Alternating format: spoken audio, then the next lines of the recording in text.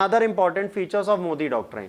अब मोदी क्या करता है, एक दूसरे को कनेक्ट करने के लिए हमें कल्चर और ट्रेडिशन देखना है। जैसे वो क्या कहता है, बुद्ध की नगरी में मैं आया हूं, मतलब जापान गया हूं, और बुद्धा यहां कहां से आए, मेरे यहां से। अब कल्चरली कनेक्ट कर दिया, तुम मेरे हो मैं तुम्हारा हूं, क्योंकि मेरे गॉड तुम्हारे हैं। वही चाइना में जाके बोला, बुद्धा मेरे बुद्धा तुम्हारे। चाइना ने कहा ना, बंदर भी हमारे, सांप भी हमारे, बीछी भी हमारी, और सब खाते हैं हम, जो तुम्हें करना कर लो। समझना। तो मोदी ने जो कल्चरल ट्रेडिशन जोड़े, अब चाइना उससे तेज निकला। ओ कल्चरल ट्रेडिशन, ओ हो, मेरी डायनेस्टी पुरानी वाली जो थी, भारत उसमें था, कल्चरल टाइज दे दो कंट्री। अब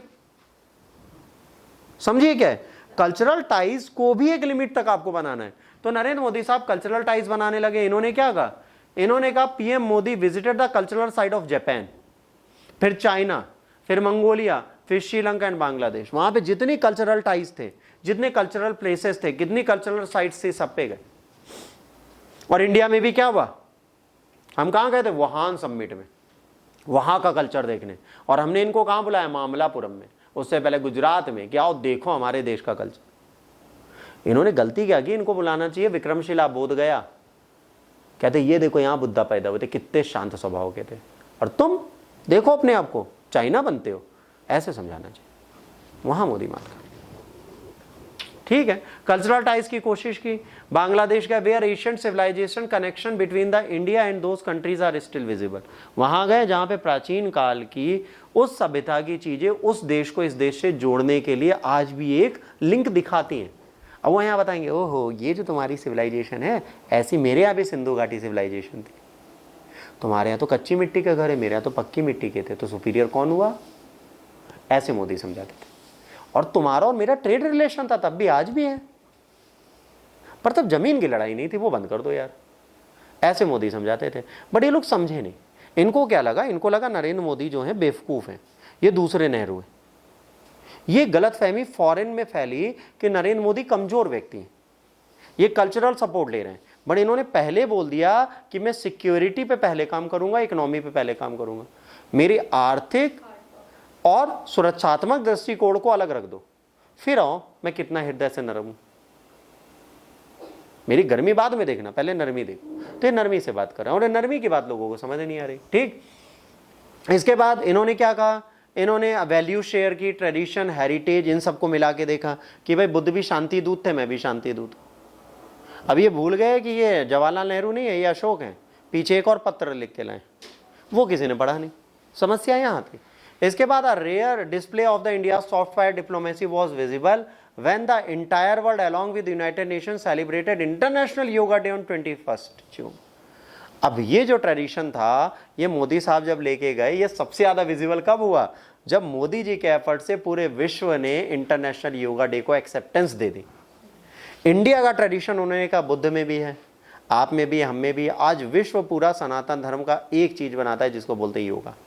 And it's not the meditation day, it's the international yoga day. That word not been altered in English or Hindi anyway, yoga ही लिखा। वो क्या दे रहा है, इंडियन ट्रेडिशन की विन को दिखा रहा है मोदी साहब। मोदी से पहले किसी ने क्यों नहीं सोचा कि एक योगा डे भी हो सकता है। तो कहीं ना कहीं वो ट्रेडिशन को मर्ज करके रिलेशन अपने विश्व में सही करना चाहते थे, ठीक है। और इसके बाद इन्होंने सौर ऊर्जा में बात की। उन्होंने क्या किया, इंटरनेशनल सोलर अलायंस बनाया, और ये भी दिखाता है क्या, soft implementation of his relation. उन्होंने क्या कहा, विश्व में सबसे जरूरी क्या है, sustainable energy, and sustainable energy के लिए सबसे अच्छी चीज क्या है, सूरज भैया। तो कह रहे चलो सूरज को पकड़ते, और इन्होंने पकड़ दिखाया। विश्व का सोलर ग्रुप का जो हेड ऑफिस है, that is in India. Headquarter solar panel का जो है वो इंडिया में। सोलर एनर्जी की बात विश्व भर में जो रही है, उसके लिए ऑर्गेनाइजेशन में हम बैठे हैं हेड में। योगा डे के लिए हम चीयर हैं, हम बताते हैं इस योगा डे में कौन सा आसन जाएगा, कौन सा जो लोगो जाएगा। और मोदी साहब जब करते हैं तो इंटरनेशनल लोगो इंप्लीमेंट होता है, इसे करके जय योगा बाबू। सूर्य नमस्कार करते हैं, घुटने में उनके थोड़ा दर्द होता है तो पूरी तरह पैर नहीं स्ट्रेच होते, but he is a good leader, ठीक। अब under the PM leadership, government has qualitative and quantitative enrich engagement with the Indian diaspora and is trying to simplify rule, quickly responding their grievances and engaging them overall development agenda of the government. अब simple सी चीज़ है, भारत ने एक बहुत अच्छा काम किया, जो भारतीय मूल के लोग हैं और भारत से बाहर रहते थे उनकी समस्याओं का निदान करना स्टार्ट कर दिया। देखिए भारत में रहने वाले लोग तो भारतीय ही हैं, पर जो एनआरआई हैं, जो इंडियन ओवरसीज सिटीजन है, आईओसी जिन्हें बोलते हो, इन सब का क्या होगा, नॉन रेजिडेंट इंडियन और इंडियन ओवरसीज सिटीजन्स। तो ये दोनों जो हैं, इन दोनों को कौन देखेगा, इनकी भी प्रॉब्लम्स हैं। इनकी प्रॉब्लम्स को भी टैकल करने के लिए मोदी साहब ने एक पूरा प्लेटफॉर्म तैयार कर दिया, इनको भी देखने लगे, इनको भी ग्रीट करने लगे। इससे फायदा क्या हुआ, Modi ji internationally Indian community के चक्कर में विश्व में फेमस हो गए। अभी क्या था, एक एनआरआई और एक आईओसी वाला व्यक्ति जो है वो भारत में जमीन नहीं ले सकता, तो उन्होंने उसको ईज कर दिया, आप इन्वेस्ट भी कर सकते हो, जमीन भी ले सकते हो, बिना वीजा के भारत भी आ सकते हो, क्योंकि भारतीय हो। चीजें ईज कर दी। अब जैसे ही चीजें ईज कर दी, भारत में भारतीय फॉरेनर भी आने लगे, इन्वेस्टमेंट करने लगे, जमीन लेने लगे, पॉलिटिक्स में इंटरेस्ट दिखाने लगे, तो कहीं ना कहीं चीजें बदलने लग गई। तो अब जब चीजें इन्होंने बदली तो अच्छा हुआ, inter proactive approaches towards the diaspora communities has reregistered the non residential Indian and person of the Indian origin POI community, strengthening their ties with the countries, है ना, enhancing their statutory in their countries of residence. अब यहाँ पर क्या, इनको जमीन खरीदने का मौका मिलेगा, इनको स्ट्रांग बनने का मौका मिलेगा, तो कहीं ना कहीं हमारी कंट्री में इंडियन भी इन्वेस्टमेंट करने लगेंगे। तो मोदी साहब की आइडियोलॉजी कहाँ गलत हुई? हाँ, कुछ डिसीजन उनके गलत हुए बाद में। Clearly evident the Modi's interaction with the Indian community abroad through various means including public meetings, connection through social media. Such focused engagement can be very helpful in creating synergies for trade, investment, technology transfer, cultural exchange and more importantly mobilizing political support. बोला ना, अगर foreign में Modi famous होगा तो क्या होगा, राजनीतिक support मिलेगा, पॉलिटिकली फेमस हो रहा है, इंटरनेशनल मंच पे जाएगा, इन्वेस्टमेंट आएगा, इंटरेक्ट करेंगे उनसे तो ज़मीनें खरीदी बेची जाएंगी, लोग आएंगे आपके यहाँ, और इंडियन ओरिजिन के लोग आएंगे तो आपका ट्रस्ट ज़्यादा अच्छा रहेगा। तो ये सारी चीज़ें मोदी ने की। On occasion of diaspora committee has approach the ministry of external affairs for assistance and due to the quick and direct communication timely assistance has been facilitated by the government. अब ये जो फॉरेन में रहने वाले लोग थे उनके लिए military of external affair immediately action लेती। जैसे अभी क्या था, अभी एक चैनल था, चैनल खत्म, मिनिस्ट्री को कॉल करो, मिनिस्ट्री विल टेक एक्शन। अगर कोई फॉरनर फंसा है, सर हम फंस गए, आग लग गई है, एम्बेसी में बोलते हैं, एम्बेसी नहीं आएगी, दूसरी एम्बेसी आएगी। उनका काम है इंडियंस को फंसे ना रहने देना। आज जो फॉरनर इंडियंस बाहर रह रहे थे, जो अब्रोड में इंडियंस हैं, उनको सेफली इंडिया क्यों लाया गया था? क्योंकि इस कमिटमेंट में उन्होंने डे 1 से बोला है कि हम किसी भी भारतीय मूल के व्यक्ति को विश्व में मरने को नहीं छोड़ेंगे। आज से पहले इंडिया ऐसा नहीं था। आज से पहले इंडिया किसी भी भारतीय को सेव करने के लिए नहीं जाता था। कोई भी भारतीय को कहीं पे भी मर जाए उसको फर्क नहीं पड़ता था। बट आज मोदी साहब के आने के बाद फॉरेन मिनिस्ट्री जो है हमारी बहुत एक्टिव है, ठीक है। मोदी विजन सबका साथ सबका विकास, take everyone along and work for everyone development is believe the whole world and is manifest that itself in several layer, multiple themes and different geographies। अब नरेंद्र मोदी सबका साथ सबका विकास सिर्फ भारत के लिए नहीं है, विश्व के लिए। अगर इसको डिटेल में देखा जाए नरेंद्र मोदी के विजन को, तो कहते हैं विश्व का हर एक व्यक्ति अपना विकास करे, मेरे साथ रहे, और ये भारत की सीमाओं से बाहर तक जाके बात करने का प्रयास इन्होंने किया है, ठीक है। Closeness with USA. अब देखो, लोग कहते हैं कि यूएसए के पास गए, इनका जाना भी मजबूरी था। अगर हम वेस्ट वर्ल्ड को अब इग्नोर करते हैं तो दिक्कत है, क्योंकि इंस्टेबिलिटी जो एशिया की थी वो अब खत्म हो रही है और उसके बाद और बढ़ रही है। क्योंकि अब यूएसए में जो चल रहा था, जैसे इनकी क्लोजनेस सबसे ज़्यादा किसके साथ आई, ओबामा साहब के साथ। जब बराक ओबामा आते थे, नरेंद्र मोदी का रिश्ता बहुत अच्छा चला, माय डियर फ्रेंड ओबामा, ठीक। वो 2-3 साल में यूएस के प्रेसिडेंट ने जितनी विजिट इंडिया की उतनी पूरे टर्म काल में नहीं की थी जब से वो बैठे थे पहली साल में। तो सोचिए मोदी का क्या था, और मोदी कितनी बार यूएस से गए घूमने। और ये वही कंट्री है बेटा जिसने सीएम के मुख्यमंत्री होते हुए इनको वीजा नहीं दिया था यूएस जाने का। जब इलेक्शन कैंपेन अपना स्टार्ट कर रहे थे प्रधानमंत्री पद के लिए, कांग्रेस सरकार ने इनको यूएस जाने नहीं दिया, वीजा कैंसिल कर दिया गया था इनका।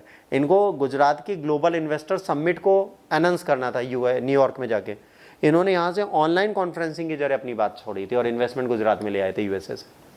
तो नरेंद्र मोदी साहब के पास अल्टरनेट ऑप्शंस बहुत अच्छे हैं, और ये यूएसए को बाद में पता चला। फिर यूएसए वीजा, भाई रेड कारपेट बिछा के हेड ऑफ द स्टेट खुद आता था, बाबू आओ उतरो मेरे साथ, चलो मेरे गाड़ी में बैठ के। अंतर देखिए कितना आया। विश्व के सबसे बड़े मंच के व्यक्ति को गांधी आश्रम में जमीन पे बैठा दिया मोदी ने, सारी सिक्योरिटी बाहर करके, चलो चरखा चलाओ मेरे साथ। ये पावर किसी व्यक्ति के अंदर अगर आ सकती है एक राजनीतिक के रूप में, तो इसके अंदर। दुनिया में कोई कहे नरेंद्र मोदी खराब है, इंटरनेशनल रिलेशन में नरेंद्र मोदी से बड़ा राजनेता भारत के अंदर नहीं आ सकता। भारत को जिस मंच पे उन्होंने पहुंचाया उस मंच पे कोई और व्यक्ति पहुंचा नहीं सकता। चलिए, अब इन्होंने सिविल न्यूक्लियर एग्रीमेंट हुआ, ठीक है, यूएस प्रेसिडेंट विजिट करते हैं, ठीक है, डेडलॉक सिविल न्यूक्लियर एग्रीमेंट का होता है, एजेंडा होता है, इस डील को 1 2 3 एग्रीमेंट हो चुका होता है, डिफरेंसेस अभी भी दोनों कंट्रीज के बीच में चलते हैं। अब ये कहता है कि न्यूक्लियर फ्यूल का ट्रैक होना चाहिए, मटेरियल सप्लाई जो रहा है उसको देखना चाहिए, एक्सेस करने की बात करता है। यूएस प्रेसिडेंट कई बार आते हैं एग्जीक्यूटिव पावर से, इसको कहते हैं कि भाई इसको ट्रैक कैसे किया जाए, इसकी कंडीशन दी जाए। नरेंद्र मोदी इन सारे ऑप्शंस में आते हैं और बाद में कहते हैं कि नहीं, आप बिल्कुल आराम से आइए, कोई दिक्कत नहीं है, आप आराम से आके टेस्ट करिए, बट इंडियन सॉवरेंटी को बिना छेड़े। आपने जितना फ्यूल दिया आप वो चेक करिए, आपने हमें 200 लीटर दिया, आप चेक कर लीजिए, बाकी 2 लाख लीटर हम कहां से लाए, none of your business. Security manner आपको देखना है, आप अपने न्यूक्लियर प्लांट्स में देखिए, रशिया वालों ने क्या किया वो उनकी और हमारी प्रॉब्लम है, कनाडा वालों ने हमारे साथ कैसे बनाया वो हमारी उनकी प्रॉब्लम है, आपकी प्रॉब्लम आप है। हमने क्या बोला, India is not going at front of any country now. वो सीधे कहती है कि भाई साहब आपको जो करना है आप कर लो, पर अपने हाथ पे, दूसरे की कंट्री में आप नहीं जा सकते। इसके बाद डिफेंस कॉर्पोरेशन 2014 में नरेंद्र मोदी और गए तो इन्होंने डिफेंस सेक्टर में दोनों ने मिलकर बहुत सारी कॉर्पोरेशन की बात की, ठीक है। इंडिया साइंड लॉजिस्टिक एक्सचेंज, है ना, मेमोरेंडम ऑफ एग्रीमेंट जिसे लियोमा बोला जाता है, तो 2016 में। फिर उसके बाद Comcast communication compatibility and security agreement इन्होंने साइन किया। फिर एमओएम कॉमकासा जो थे 3 फाउंडेशनल एग्रीमेंट इन लोगों के साथ साइन हुए, जिसमें इन्होंने क्या किया, मिलिट्री और हाई एंड टेक्नोलॉजीज के साथ एक दूसरे को पार्टनर कर दिया। आज जैसे इंडिया में कोई सिक्योरिटी थ्रेट आएगा then we can use GPS, और अगर उनको आएगा तो हमारे नाविक को यूज कर सकते हैं। आज इंडियन रीजन में अगर यूएसए को कोई भी सपोर्ट चाहिए तो Indian army will assist him, और अगर इंडिया को कोई सपोर्ट चाहिए अपने डिफेंस को चेक करने के लिए तो USA drone and satellites will help them. तो कहीं ना कहीं हमने अपनी सिक्योरिटी को एनहेंस करने की कोशिश की है अमेरिका के साथ मिलकर। इसके बाद look east to act east. अब अभी तक क्या था, लुक ईस्ट पॉलिसी थी, नरसिम्हा राव ने बनाई थी और मनमोहन सिंह तक चली, इसे अपग्रेड कर दिया मोदी साहब ने एक्ट ईस्ट। कह रहे अब ईस्ट की तरफ काम करो, देखने से काम नहीं चलता है, वहां पे कुछ करो तो जाके, है ना। To signal greater intent the term broader strategic constant India act east policy 3 distinct facts, institutional, commercial and security related. Institutions बनाएंगे मतलब और संस्थान बनाएंगे, व्यापार वाणिज्य पे ध्यान देंगे, ठीक है, और सिक्योरिटी पे। अगर ईस्ट एशिया जो है, साउथ ईस्ट एशिया हमारे साथ मिलकर सिक्योरिटी कंसर्न में आया है, जापान से लेकर मलेशिया, वियतनाम, सिंगापुर तक सबकी बात हो रही है, ठीक है। ईस्ट में उधर भी आएगा, नीचे वाले पे। अब इन्होंने कहा ईस्ट की तरफ अगर हम देखेंगे तो सही सी बात है, क्वाड जैसे ऑर्गेनाइजेशन भी हमारे बनेंगे, क्योंकि ईस्ट में जाने का मतलब साउथ चाइना सी में भी लड़ाई होनी हमारी। तो इंडिया ने जब एक्ट ईस्ट करना स्टार्ट किया तो हमारे द्वंद्व और बढ़ेंगे घटेंगे नहीं, और आज हमारे द्वंद्व इनके साथ बढ़ते चले जा रहे हैं। अब इसके बाद क्या हुआ, ASEAN, BIMSTEC, east Asia summit, ये सारे ऐसे इंटीग्रेटेड है जिसमें एशिया में मल्टीलैटरल नेटवर्क है। प्राइम मिनिस्टर मोदी ने इनवाइट किया 10 एशियन लीडर्स को स्पेशल गेस्ट की तरह रिपब्लिक डे परेड में 2018 की। सोचिए 10 एशियन नेशन के लोगों को स्पेशली इनवाइट किया गया यहाँ पर, है ना। On connectivity India also speeded up work of 3200 kilometre Indian Myanmar Thailand highway. एक हाईवे बना रहे हैं, इंडिया से म्यांमार और थाईलैंड होते हुए जाता है, जो 3200 किलोमीटर लंबा है। इसमें भी इन्होंने अपने काम को तेज किया हुआ है। Manipur as the key entry, है ना, bring Asian closer to India. India under Modi no longer appear shy, less mindful of China sensitivities in learning over towards Tokyo and Washington and its engagement with this region. अब China से वो डर के नहीं बैठ, नरेंद्र मोदी ने यह समझ लिया कि चाइना से अगर दुबक के हम बैठेंगे तो हम कभी एक ग्लोबल पावर नहीं बनेंगे। आज वो जापान और यूएसए के सपोर्ट से, ठीक है, इस रीजन में अपनी मॉनिटरिंग बढ़ा रहा है और अपनी प्रेजेंस को नाप रहा है। वो देख रहा है कि चाइना जो कर रहा है मैं उसके आगे तो नहीं हूं, बट उसको बैलेंस करने की कोशिश कर। चाइना अगर कहीं इन्वेस्ट करने जा रहा है, इंडिया उसके पास आ रहा है। इसके बाद इनका एक विजन था जिसको बोलते हैं Sagar vision, security and growth of the all in the region. ये याद रखना, एग्जाम में सीधे पूछा जा सकता है, what is relation of Sagar mission. तो सागर का है security and the growth of all in the region, है ना, इन इंडियाज पॉलिसी और the doctrine of maritime corporation in the Indian ocean region. The policy was first announce by the प्रधानमंत्री Narendra Modi on 12 March 2015. Although the signal official documentary has been published approach on the Sagar, there have been several initiatives and numerous maritime events that can be considered as a part. अब इसमें क्या है, कई चीज़ें हैं, maritime events और securities भी हैं, कई सारे इंसेंटिव्स हैं, कई सारे इनिशिएटिव्स हैं जो ये स्टार्ट कर रहे हैं जिससे इनका बेहतर काम हो। तो अब इनका विज़न क्या है इसमें, अब इंडियन ओशियन रिम IORA जो प्राइम मिनिस्टर नरेंद्र मोदी का विजन है सागर इनिशिएटिव के साथ जोड़कर, है ना, are vision is for the Indian Ocean region is rooted in advancing cooperation in our region to use capabilities for the benefits of all our common maritime home। इन्होंने कहा है जितने भी समुद्री सीमाएं हैं कहाँ पर, बे ऑफ बंगाल और इंडियन ओशन में, उन सबको हम साथ लेके चलें, उनको हम सपोर्ट दें, उनको मैरीटाइम असिस्टेंस दें। जैसे अगर हम हाली थ्रेट वार्निंग देते हैं ना साइक्लोन की, तो हम साउथ ईस्ट एशिया के नेशंस को भी बता देते हैं कि भाई तुम्हारे यहाँ चक्रवात आने वाला है इतने घंटे बाद, वो भी हमें प्रेडिक्ट करते हैं। तो क्या अगर आप कॉर्पोरेशन में रहेंगे तो पहले इकोलॉजी, एनवायरनमेंट, डिजास्टर मैनेजमेंट अच्छा हो जाएगा और इस एशियन ओशियन रिम को हम प्रोटेक्ट कर लेंगे, किससे, पायरेट से, अदर थ्रेट से। तो अगर हम मिलके काम करेंगे तो चाइना का थ्रेट हमारे पास कभी आ ही नहीं पाएगा। तो नरेंद्र मोदी का ये विजन बहुत अच्छा था, बट वही है, इसको पूरा करना है। Based security, enhancement the coastal security so that land and maritime territories can be safeguard with relative case is. अब क्या है, अगर सारी कंट्रीज मिलके करेंगी तो सबकी सिक्योरिटी, बॉर्डर सिक्योर्ड है, उसके साथ हम कोस्टल एरियाज के साथ समुद्र को भी सिक्योर कर लेंगे। कैपेसिटी बिल्डिंग, अगर डीप एंड इकोनॉमी या सिक्योरिटी कॉर्पोरेशन मिल जाएगा तो economic, trade and maritime security automatically बढ़ जाएगी, राइट। इसके बाद कलेक्टिव एक्शन, अब यहां पर क्या बात हो रही है, अब यहां पे बात हो रही है collective action, promoting collective action to deal with the natural disaster and maritime threats like piracy, terrorism and emergent of the non-state actors। ठीक, इसके बाद sustainable development, working towards the sustainable regional development through enhance and the collaboration. अब sustainable development में भी अगर हम सब लोग मिलके रहेंगे तो कहीं ना कहीं समावेशी विकास होने के चांसेस बढ़ेंगे अगर कई नेशन मिलके काम करेंगे। इसके बाद मैरीटाइम एंगेजमेंट, अगर कई सारे नेशन मिलके काम करेंगे तो एंगेजमेंट कई कंट्रीज का होगा, तो हम जितने शोर हैं, जितने इंटरनेशनल वाटर्स हैं, उनके आसपास हमारा पहुंचना आसान हो जाएगा, तो हम इस चीज़ को प्रॉपरली चला सकते हैं। अब इस विजन को पूरा करने के लिए क्या चाहिए, ब्लू इकोनॉमी। इस कॉन्सेप्ट को आपको मैंने एक दो बार पढ़ाया है पहले, अगर आपको याद हो, ब्लू इकोनॉमी की हम लोगों ने बीच में भी बात की थी। तो इसके बाद आता है यहाँ पर word blue economy. Blue economy क्या है, blue economy presents India with an unprecedented opportunities, meets the national socio economic objective, ठीक है, as well as strengthening connectivity with neighbours. अब सोशियो इकोनॉमिक ऑब्जेक्टिविटीज जैसे जो एनर्जी सिक्योरिटी है, जो ecological चीज़ें हैं, उनको कैपेबल करने के लिए हम एक ब्लू इकोनॉमी का कॉन्सेप्ट लेके आए थे।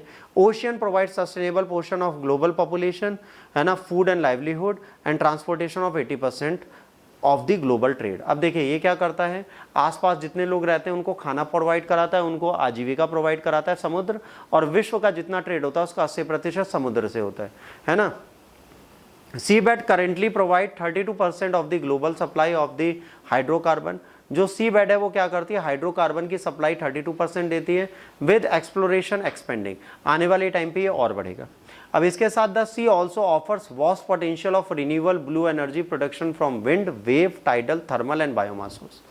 अब ये जो है ये एनर्जी के सोर्सेज हैं, विंड से भी बनती है, वेव से भी बनती है, टाइडल भी होती है, थर्मल भी होती है, बायोमास भी होती है। तो हम क्या कर सकते हैं, एनर्जी को प्रोड्यूस कर सकते हैं और एनर्जी को हम प्रयोग में ला सकते हैं। तो एक बहुत बड़ी आइडियोलॉजी है। इसके बाद new technology are opening frontiers of marine secure resource development for bio prospecting of mining of the sea bed mineral resources, जिसे पॉलीमेटेलिक नोड्यूल्स बोलते हैं। आज टेक्नोलॉजी बढ़ रही है तो हम समुद्र की तलहटी से भी एनर्जीज के साथ रिसोर्सेज खोद सकते हैं। तो भाई अगर मैरीटाइम सिक्योरिटी नहीं बढ़ेगी तो कल को किसी को पता चला इसके नीचे यूरेनियम है तो दूसरी कंट्री इंटरनेशनल वाटर में घुस के यूरेनियम निकाल लेगी, आप बैठे रह जाओगे। तो इन्होंने कहा उस टेक्नोलॉजी को हम लाएंगे। इसके बाद टैकलिंग रीजनल इशू, यहाँ पर नीड क्या है, ह्यूमैनिटेरियन असिस्टेंस चाहिए, है ना, नेचुरल डिजास्टर में नॉन स्टेट एक्टर्स चाहिए, पायरेसी और टेररिज्म में हर कंट्री मिलके काम करे। इसके बाद इंडिया सीख करेगी क्या अप्रोच, क्या चाहती है, sustainable development of the all the region. अगर सारे रीजन्स को आपको सस्टेनेबली डेवलप करना है तो हर एक रीजन को मिलकर एक दूसरे का साथ देना पड़ेगा। इसके बाद checking Chinese influence, China through its maritime silk route part of build road initiative has been increasing influence in Indian ocean region. IOR में चाइना घुस रहा है। Moreover Chinese investment in Indian neighbouring countries are the dual nature. अब जो भारत के आसपास के nation में वो क्या कर रहा है, जब इन्वेस्टमेंट कर रहा है तो दोहरी प्रवृत्ति का है, एक सिक्योरिटी भी उनकी छीन रहा है और दूसरा हमारे लिए भी कर रहा है कि हमें काउंटर कर पाए। The string of pulse cause the strategic concern for India. String of pulse की अगर आप बात करोगे, भारत को समुद्री क्षेत्रों पे दूसरे देशों में कोस्ट बनाकर और अपने वहां पे चेक पोस्ट बनाकर उसको टैकल और कैप्चर करने को स्ट्रिंग ऑफ पल्स बोलते हैं। ठीक है, इसके बारे में अभी हम पाकिस्तान पढ़ेंगे तब हम बात करेंगे। तो सागर विजन जो है बहुत इंपॉर्टेंस रखता है इस इशू को देखते हुए। सागर बहुत इंपॉर्टेंट है IOR को टैकल करने के लिए, इंडिकेशन के लिए। इसके बाद सागर इनिशिएटिव जो है उसी में हमने कई सारी चीजें की हैं, जैसे act into east policy, project Sagarmala, project Mausam, India as the net security provider, focus on the blue economy. अब हमने क्या किया है, सागरमाला प्रोजेक्ट भी हमारा इसी के अंदर है, प्रोजेक्ट मौसम भी इसी के अंदर है कि हम जो अदर रीजनल प्लेसेस हैं उनको हम वेदर के बारे में फोरकास्ट देते हैं, है ना, अगर कोई नेचुरल डिजास्टर होने वाला होता है तो उसके बारे में बताते हैं। This symbolises India's maritime resurgence as the maritime issues is now centre to the Indian foreign policies. आज क्या है, मैरीटाइम सिक्योरिटी पे ध्यान दे रहे हैं, तो हमारी जो फॉरेन